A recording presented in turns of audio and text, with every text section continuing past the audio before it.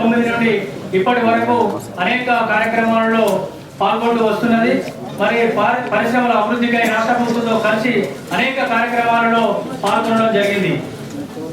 అన్ని కార్యక్రమాలు కూడా పారిశ్రామికవేత్తలకు సరైన విధంగా కమ్యూనికేషన్ చేయడానికి మ్యాగజైన్ అనేది ఒక మాధ్యమంగా మేము భావించి దీని కొరకు ఎంతో శ్రమించి మంత్లీ మ్యాగజైన్ మేము ఈరోజు తీసుకురావడానికి కార్యక్రమం ఏర్పాటు చేసిన సంగతి మీ అందరికీ తెలిసిందే. అలాగే రాష్ట్ర ప్రభుత్వము మన ముఖ్యమంత్రి గారు ఈ రాష్ట్రాన్ని బంగారు తెలంగాణ చేయటకు స్కిల్ ఉన్న యువత కావాలనేది వారి సంకల్పము. మనము వారు చేసిన రిఫార్మ్స్ ఎన్నో మనం చూస్తున్నాము. ఇంజనీరింగ్ కాలేజీ నుండి ఐటీఐల వరకు అనేక సంస్కరణలు వారు తీసుకొస్తున్నారు.